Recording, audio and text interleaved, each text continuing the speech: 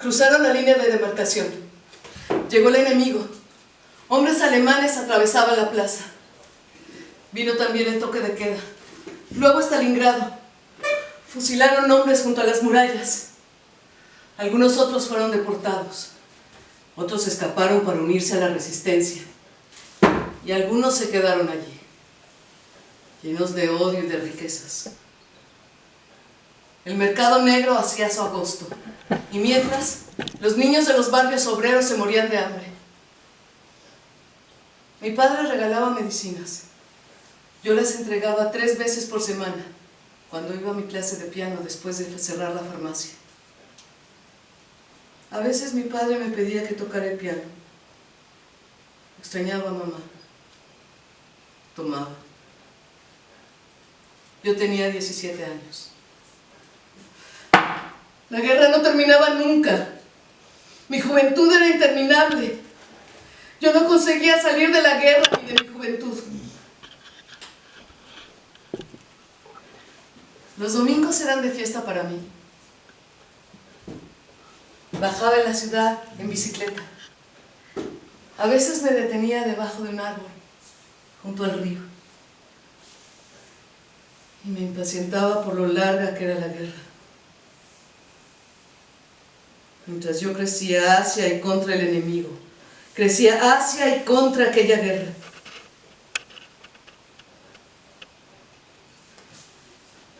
Una tarde, un soldado alemán vino a la farmacia a curarse una mano quemada. Estábamos solos los dos. Yo le curaba la mano tal como me habían enseñado, con odio. El enemigo me dio las gracias. Volvió. Esta vez estaba mi padre y me pidió que me encargara yo. Y otra vez le curé la mano en presencia de mi padre. Yo no levantaba la vista hacia él, tal como me habían enseñado. Pero aquella noche sentí un especial cansancio por la guerra. Se lo dije a mi padre. No me contestó. Toqué el piano. Luego mi padre me pidió que cerrara los postigos. En la plaza, apoyado en un árbol, había un joven alemán con una mano vendada. Lo reconocí por la mancha blanca que su mano ponía en la sombra. Fue mi padre quien cerró la ventana. Pero por primera vez en la vida, supe que un hombre me había estado escuchando tocar el piano. Ese hombre volvió al día siguiente, y entonces vi su cara. ¿Cómo seguir eludiéndolo?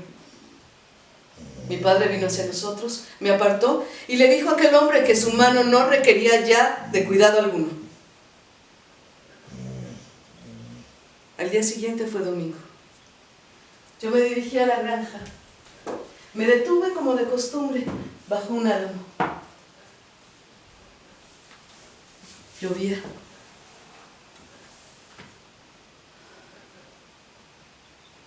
El enemigo llegó hasta mí. No lo vi llegar. Venía también en bicicleta y su mano ya estaba curada. Dejó de mirarme, sonrió y entonces me pidió que mirara cómo la lluvia y el sol podían verse juntos en verano. Yo no le dije nada, pero miré la lluvia. Me dijo que me había seguido hasta allí, que no se iría. Yo me marché. Él me siguió. No le dije nada a mi padre. Pero empecé a soñar con ese enemigo, de día y de noche.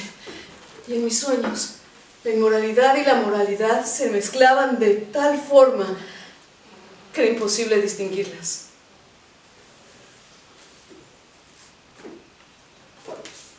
Una noche, al doblar una esquina, alguien me tomó por los hombros. Yo no lo había visto llegar. Era el enemigo. Nos encontrábamos en los bosques, en las trojes, en las ruinas y luego en habitaciones. Un día mi padre recibió un anónimo. Empezaba el desastre. Yo negué.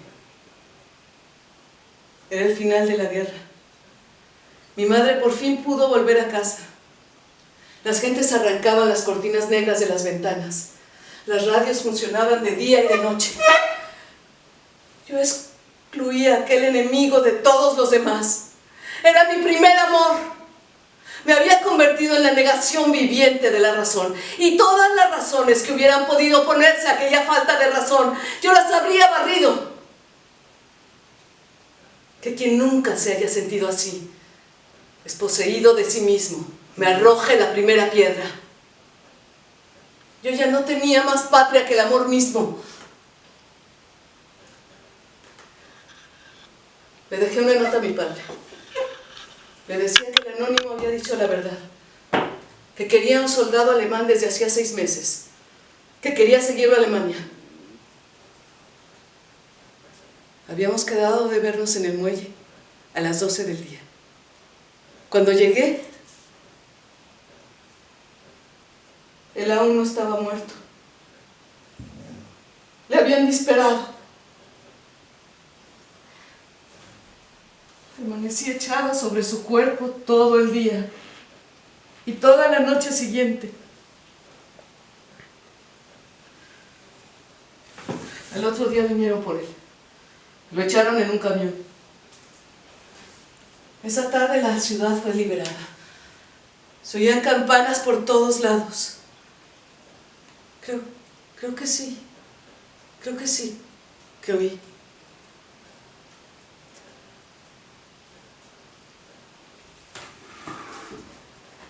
A mí me metieron en un almacén. Ahí, unos hombres decidieron cortarme el pelo a rape. A mí me daba igual. El ruido de las tijeras en la cabeza me dejó completamente indiferente. Luego, un hombre de unos 35 años me sacó por las calles. Hubo 6 que me rodeaban. Cantaban. Yo no sentía nada. Me preguntaron qué quería yo hacer. Yo dije que me daba lo mismo. Entonces me recomendaron que volviera a casa.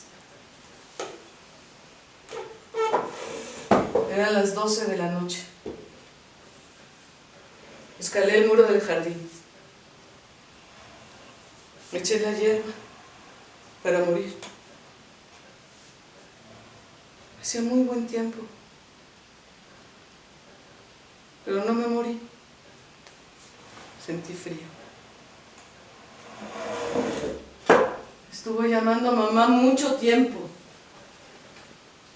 Hacia las 3 de la mañana se iluminaron los postigos. Me hicieron pasar por muerta y viví en el sótano. Desde allí podía ver los pies de la gente y de noche el gran arco de la plaza. Me volví loca, de maldad. Recuerdo que le escupí a mi madre en la cara. Guardo pocos recuerdos de aquel periodo en que me volvió a crecer el pelo. Solo recuerdo que le escupí a mi madre en la cara. Después, poco a poco, empecé a distinguir el día de la noche. Empecé a notar la sombra que llegaba al ángulo de las paredes del sótano, hacia las 4. Noté también que el invierno terminó.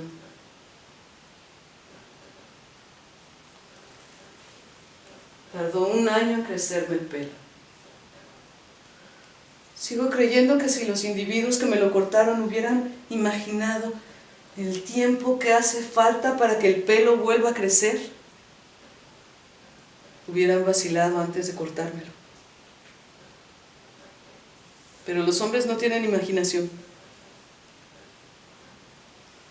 Un día vino mi madre. Me dijo que había llegado el momento de que me marchara. Me dio dinero. Me fui a París en bicicleta. Cuando llegué, la palabra Hiroshima estaba en todos los periódicos. Era una noticia sensacional.